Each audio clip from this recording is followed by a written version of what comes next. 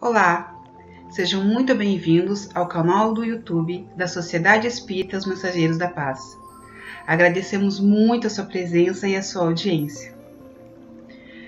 Hoje o nosso tema será sobre Deixai vir a mim os pequeninos. Uma passagem de Jesus que está lá em Mateus. E no Evangelho segundo o Espiritismo está dentro do capítulo Bem-aventurados os puros de coração. Mas antes de nós iniciarmos mais sobre o nosso tema, vamos fazer a nossa prece. Então, todos fechando os olhos, elevando o pensamento ao nosso Mestre Jesus, pedindo que Ele nos abençoe e nos auxilie, nos intuindo, nos acompanhando, fazendo com que a mensagem toque o coração de cada um de nós. Agradecemos a presença dos amigos espirituais que sempre nos acompanham e nos intuem. Que assim seja. Então, essa passagem de Jesus, ela acontece durante uma pregação em que Jesus está fazendo e algumas crianças se aproximam de Jesus para falar com ele. Então, ela está lá em Marcos, né, como eu disse, no capítulo 10, versículo 13 a 16. Apresentaram-lhe, então, algumas crianças, a fim de que ele as tocasse. E como seus discípulos afastassem com palavras ásperas os que lhes apresentavam, Jesus, vendo isso, zangou-se e lhes disse: Deixai que venham a mim as criancinhas, e não as impeçais, porquanto o reino dos céus é para os que se assemelham, para que se lhes assemelham. Digo-vos em verdade que aquele que não receber o reino de Deus como uma criança, nele não entrará. E depois de as abraçar, abençoou-as, impondo-lhe as mãos. Essa passagem, nós podemos dar várias interpretações a ela, né? Inclusive, o próprio João Evangelista, ele considera essa passagem de Jesus, quando ele fala da infância, que Jesus não está se referindo à infância, apenas à infância aqui do mundo terreno, mas à infância espiritual. Mas, hoje aqui, nós vamos fazer uma outra interpretação, uma interpretação mais literal dessa passagem, né? Porque nós vamos prezar essa relação que Jesus tinha com as crianças, o apreço que Jesus tinha pela infância, né? Então, Jesus, nesse momento da pregação, muitas pessoas já sabiam que Jesus fazia milagres, fazia curas e começavam já a se organizar para ir até ele para alcançar essas bênçãos. E algumas famílias se organizaram e foram até Jesus para que ele abençoasse as suas crianças. E os apóstolos, o que eles fizeram? Repeliram, né? Repeliram de forma áspera as crianças, né? E essa era uma atitude esperada para a época, porque imagine, há 2000 anos atrás, quem eram as crianças? Que voz que elas tinham? Que papel que elas tinham na sociedade? Nenhum. As crianças eram tidas como pessoas, como seres à margem da sociedade, seres excluídos. Então, os apóstolos acabam afastando as crianças, né, repelindo com palavras ásperas, para que elas não interrompam a pregação de Jesus. Afinal de contas, é um momento muito importante. Jesus não poderia ser perturbado por crianças naquele momento. Mas, eis que Jesus rompe o protocolo, vai contra os costumes da época e fala para os apóstolos: não, deixe que essas crianças venham até mim. E Jesus acolhe essas crianças, abraça, abençoa essas crianças. E ainda diz, né, que aquele que não ver o reino dos céus como essas crianças não entrará nele. Mas Jesus sabia que ali eram espíritos E essa pureza de coração a que Jesus se refere, né? Que o reino bem-aventurados os que têm puro coração, quando ele se refere à infância. Obviamente que Jesus sabia que eram espíritos milenares e que traziam uma carga reencarnatória muito grande e que de pureza ali provavelmente não tinha nada, né? Mas Jesus se refere à pureza da infância. Como assim a pureza da infância? Porque durante a infância, a criança ela passa por um período de adormecimento. Ali até o próprio Emmanuel ele nos traz no livro Consolador que até os 7 anos é onde realmente finaliza o processo reencarnatório. Então, até os 7 anos, a criança é maleável, né? Como assim maleável? Ela tende a aceitar melhor as ações externas, a influência externa, né? Tanto é que a gente vê lá no Livro dos Espíritos, na questão 383 do Livro dos Espíritos, qual para este a utilidade de passar pelo estado de infância, né? Qual para o espírito, né? A utilidade de passar pelo estado de infância, encarnando com o objetivo de se aperfeiçoar. O espírito, durante esse período, é mais acessível às impressões que recebe, capazes de lhe auxiliar no adiantamento, para o que devem contribuir os incumbidos de educá-lo. Então, quando a criança está nessa fase, ela está muito mais acessível. Então, todas aquelas más inclinações que vêm de uma bagagem encarnatória, durante esses 7 primeiros anos, eles estão ali como se estivessem em estado latente. Né? Eles não vão se manifestar com toda a força. Eles vêm em estado latente. Até porque a infância, o bebezinho quando nasce, ele é totalmente, a parte física, o organismo físico é totalmente limitado. Né? Tanto é que a gente nasce, a gente não sabe falar, a gente não sabe andar, a gente não sabe se alimentar, né? A gente precisa de auxílio para tudo, né? Então, o nosso organismo físico é limitado. E à medida que a gente vai crescendo, o nosso organismo físico vai amadurecendo. E é por volta dos 7 anos que esse amadurecimento dos órgãos, eles estão mais aptos, né? Já está quase... Lógico que o pleno desenvolvimento se dá aos 21 anos, né? Mas aos 7 anos esse amadurecimento já está mais completo. Então aí o espírito pode atuar plenamente sobre aquele corpo físico. Então, por isso que essa fase é uma fase excelente para que os pais, os educadores, possam auxiliar esse espírito a domar as suas más inclinações. É durante essa fase, até os 7 anos, em que nós, como pais, como educadores, devemos auxiliar esses espíritos a melhorarem as suas virtudes, as suas características, a domarem as suas más inclinações. Aí vem a importância da evangelização. Vem a importância de mostrarmos Jesus para essas crianças. Ah, mas como assim? Como que eu vou falar de Jesus para um bebê? Como que eu vou falar de Jesus para uma criança de 3 anos, 4 anos? Ela não vai entender nada, ela não sabe nem falar direito. Como assim você quer que eu fale de Jesus? Quando a gente estuda um pouquinho sobre neurociência, hoje é mais atual isso, né? A neurociência nos traz que durante do 0 até os 3 anos é formada toda a arquitetura cerebral desse indivíduo. Então são todas as conexões que são todas as conexões neurais que são formadas nessa época, elas vão dar a estrutura da arquitetura do cérebro dessa criança quando ela crescer. Inclusive o modo como ela vai aprender, como ela vai se desenvolver. Lógico que muitas conexões a gente pode criar novamente, né? A gente pode criar várias conexões durante a nossa vida, mas nessa época é tudo mais rápido, tudo mais propício, né?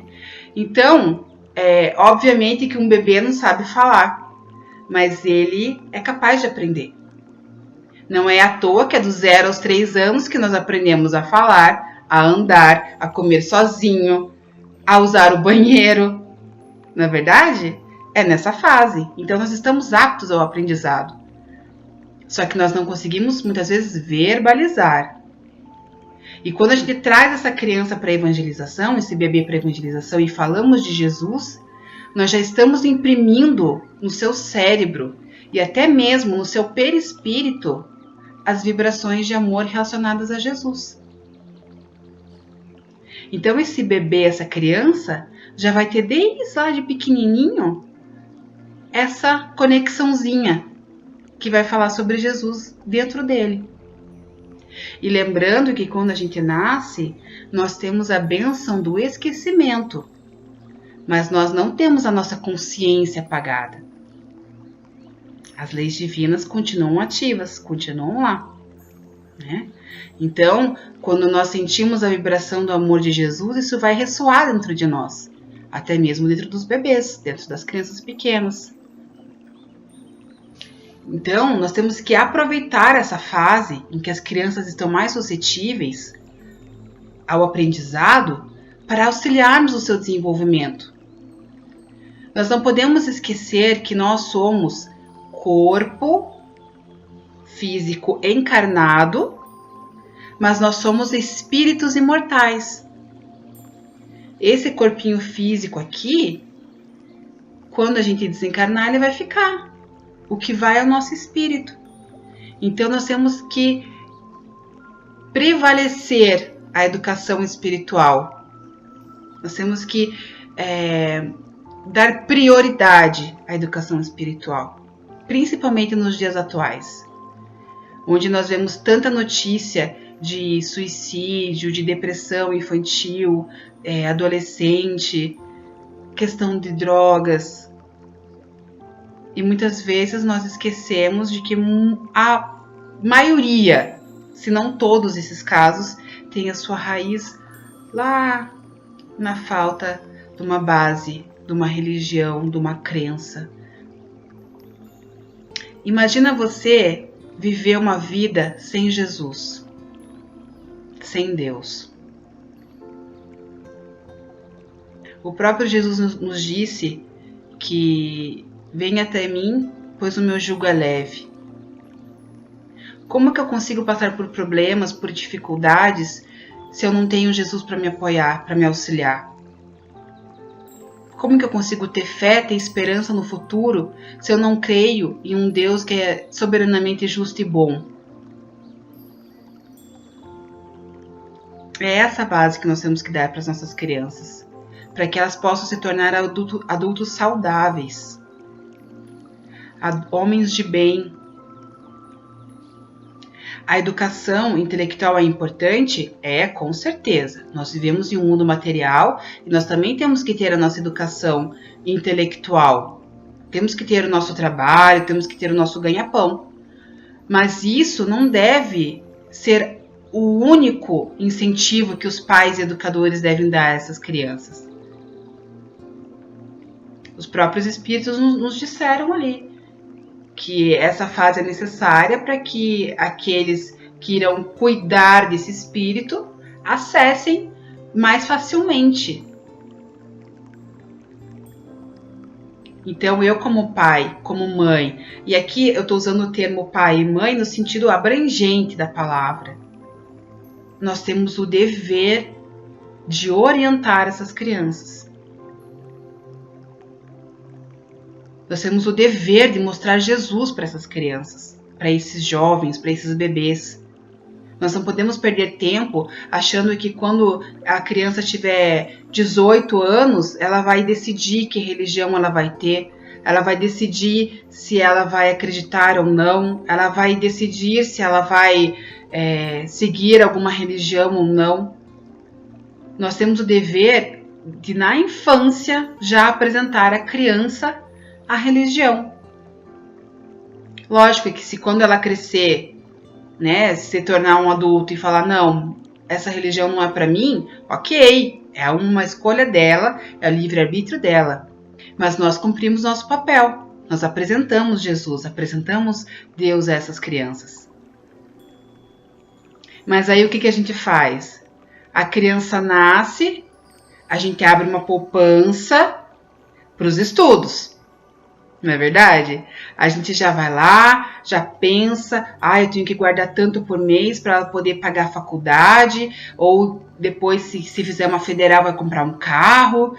Mas aí se ela quiser viajar, aí ela vai ter o dinheirinho. Mas aí a gente vai ter que pagar um curso de inglês, a gente vai ter que pagar um curso, sei lá, de balé, de natação e tudo mais. E a gente já traça toda a vida da criança intelectualmente, né? A gente preenche os dias da criança de segunda a sábado com escola, atividades extraclasse, enfim, cursos extracurriculares. Aí quando chega no domingo, que é o dia da evangelização, o único dia que a criança tem para ir na evangelização, um dia por semana, 1 hora por semana, para ser mais exata, né? Porque em outras casas espíritas a evangelização pode ser outro dia, né? Mas aquela 1 horinha que a criança vai ter de contato com Jesus, com Deus, a gente fala, não. Não vou levar na evangelização, tadinho. Tá tão cansado.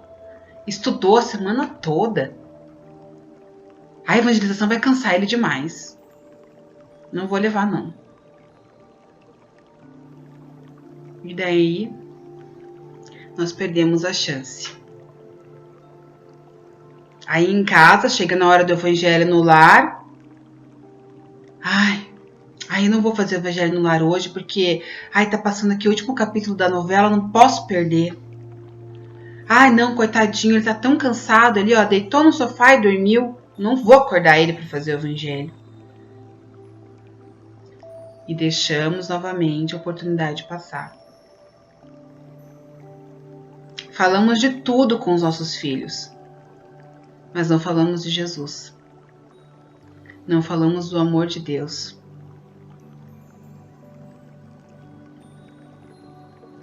Quando a gente fala em evangelização, muitas pessoas acham que a evangelização é só um local para deixar as crianças enquanto os pais assistem as palestras. Que ali é só... as tias ficam cuidando das crianças, entretendo, fazendo uma atividadezinha, né? Pintar, colorir, uma massinha, só para entreter a criança. E não entendem a profundidade desse trabalho. O quanto a equipe espiritual conta com a evangelização para auxiliar esses espíritos, que muitas vezes vêm com uma bagagem reencarnatória muito pesada. Sedentos por Jesus, sedentos por esclarecimentos.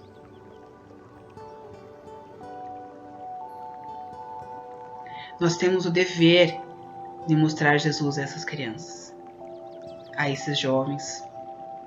Se nós queremos que o mundo realmente mude para um mundo de regeneração, nós temos que fazer a nossa parte. Não é à toa que os espíritos dizem que a infância é o período mais propício. Não é à toa que Jesus disse: deixai vir a mim os pequeninos, deixai vir a mim as crianças. Vamos deixar que elas conheçam Jesus. Vamos deixar que as crianças se relacionem com Jesus. Já imaginou que legal? Desde pequenininho, a criança já falando de Jesus, já falando de amor, já falando de Deus. Quantos de nós aqui foi realmente conhecer Jesus depois de adulto? E que ainda a relação com Jesus é aquela relação assim, ainda meio... poxa, Jesus, né? Tá lá no altar, lá em cima, inalcançável, né? A gente não consegue nem imaginar Jesus de tão longe que ele tá da nossa vivência. Agora imagina uma criança que é evangelizada desde bebê. Jesus vai estar no convívio dela. Jesus vai ser o amigo, vai ser o companheiro, vai ser o confidente, vai ser o apoio, vai ser o porto seguro, aquilo que todos nós queremos. Todos nós queremos ter o nosso porto seguro em Jesus.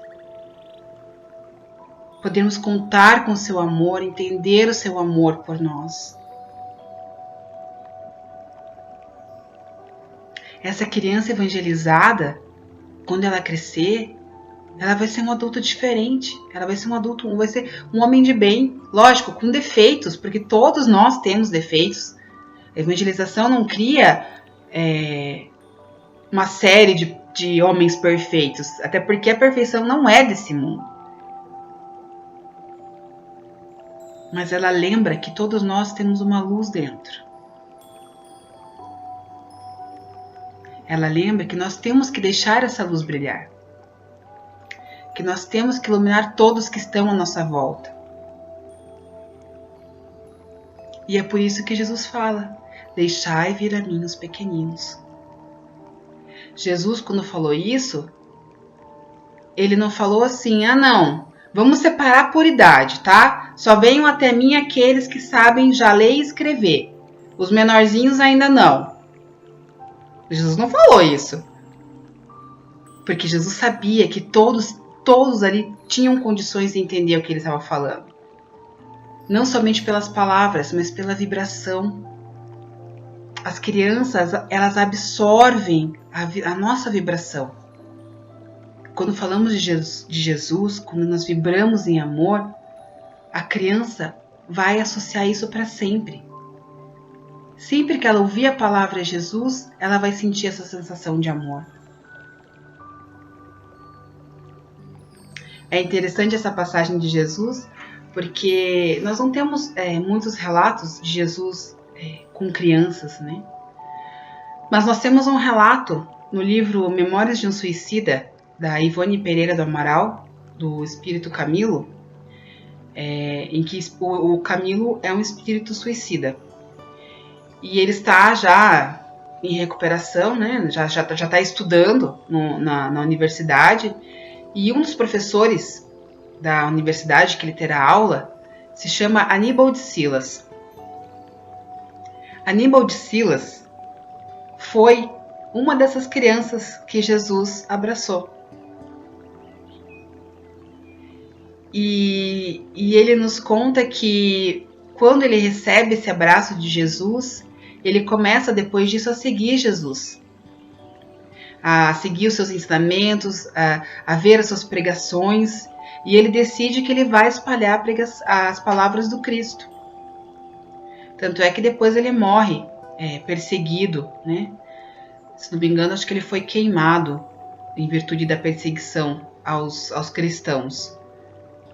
E depois, em outras encarnações, ele continua com a missão de levar a palavra do Cristo, principalmente a crianças e adolescentes, por esse amor que Jesus tinha às crianças e aos adolescentes. Tanto é que no mundo espiritual, Aníbal de Silas se apresenta como um adolescente. E ali ele está como um professor a espíritos suicidas, ensinando sobre o cristianismo.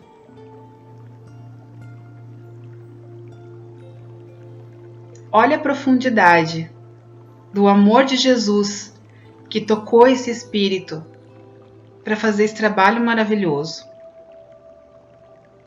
E se Jesus tivesse se recusado a abraçar as crianças e tivesse aceitado o que os apóstolos tinham dito de repele, né, afasta, não me atrapalha, será que teríamos o Aníbal de Silas hoje? Quantas crianças que chegam até a casa espírita, quantos jovens que chegam até a casa espírita e não encontram espaço,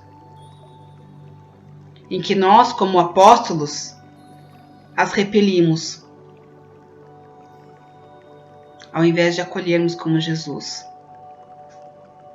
Quantas vezes as crianças são tidas como barulhentas, que atrapalham a palestra, atrapalham o passe, atrapalha o funcionamento da casa espírita, ou que os jovens não têm capacidade de assumir funções dentro da casa espírita, porque são jovens.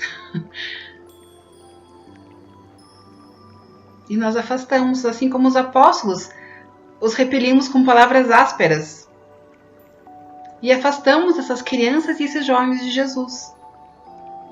Perdemos a oportunidade de ter esses espíritos em comunhão com Cristo.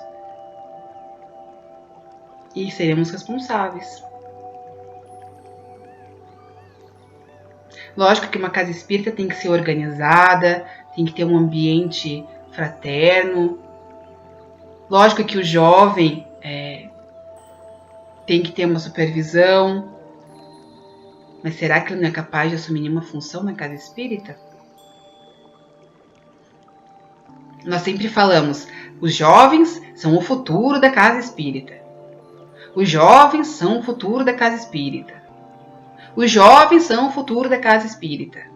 E o futuro nunca chega. Nós nunca deixamos o jovem assumir nada, né? E esse futuro nunca vem, nunca chega. Aí quando o jovem tá velho, aí a gente fala, não, agora acho que você pode começar a fazer alguma coisa. E daí nesse meio tempo a gente perde esse futuro Aníbal de Silas que poderia estar entre nós. Então nós temos uma grande responsabilidade com todos que chegam até a casa espírita. Temos o dever de acolher, orientar, conduzir, assim como os pais. Casa espírita e família têm que agir junto. Não pode ser um separado do outro. A família e a casa espírita têm que andar juntas para que a gente possa trazer a paz, a união para dentro das casas, para dentro dos lares. Uma criança evangelizada evangeliza uma família. E uma família evangelizada, evangeliza o bairro, a cidade e por aí vai. E assim o mundo de regeneração vai se formando. Mas nós temos que agir juntos.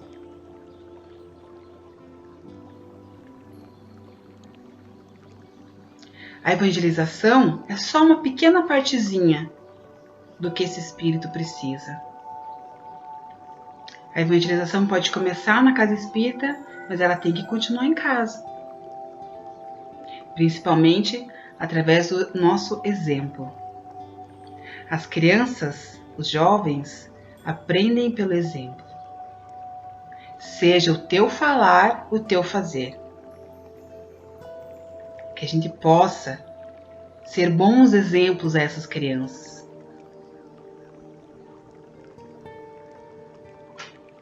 E por fim, quando Jesus fala que nós temos que receber o reino dos céus assim como as crianças, ele se refere a como que uma criança recebe alguma coisa. A gente já perceberam? Quando você chega a uma criança e dá um presente para ela, a criança recebe aquilo com alegria, né? Com amor. Você vê o olhinho da criança brilhando de felicidade, não importa o que seja, né? A criança traz entusiasmo. E é assim que nós temos que receber o reino dos céus dentro de nós. Com entusiasmo, com alegria, com amor. Nós temos que sentir o coração vibrando quando nós falamos de Jesus, quando nós falamos do Cristo. Temos que sentir o amor invadindo a nossa alma.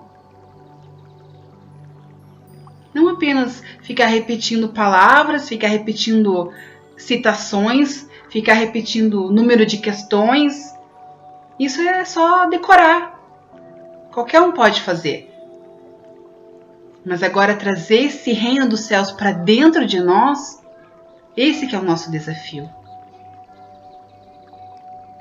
E é por isso que essa pureza de coração, essa abertura de sentimentos que a criança tem nessa fase, é que nós devemos ter também. Nós devemos ter leves, pensamentos leves. Não ficar perdendo tempo com picuinha, com mágoa, com raiva, com tristeza. Temos que procurar sempre ter a fé no futuro, a fé no amanhã, a fé de que nós temos um Deus que é nosso Pai, nosso Criador, que nunca faria nada para nos prejudicar. Que tudo que nós estamos passando hoje é uma grande oportunidade de crescimento. É uma grande oportunidade de podermos olhar para dentro, de detectarmos as nossas fraquezas, as nossas sombras. E que nós podemos trabalhar isso para sermos cada vez melhores. Para sermos futuros homens de bem.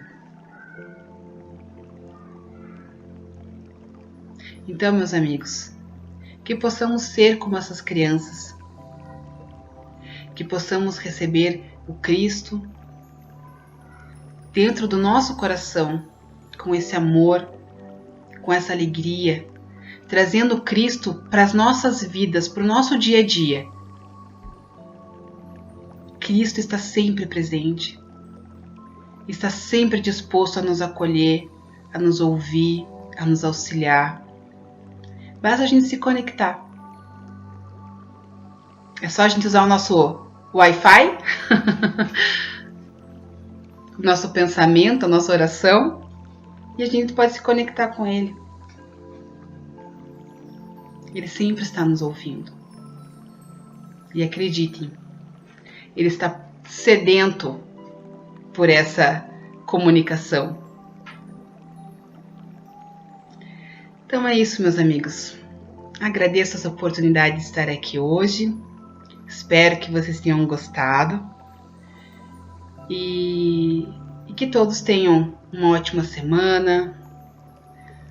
Uma ótima semana de reflexão, de alegrias. E que possamos trazer, como eu já disse, Jesus para as nossas vidas. Então falando em Jesus, vamos fazer a nossa prece? Então, fechando os nossos olhos, pensando no nosso Mestre Jesus, lembrando do seu semblante de amor, de alegria, que possamos sentir o seu abraço, o seu acalento, a sua rogativa por nós. Agradecemos essa oportunidade de estarmos aqui reunidos em seu nome, aprendendo um pouquinho mais, nos melhorando um pouquinho mais. Que todos nós possamos ter uma ótima semana, uma ótima semana de reflexão, de amor e de esperanças. Que assim seja. Muito obrigada a todos por nos assistirem e até a próxima.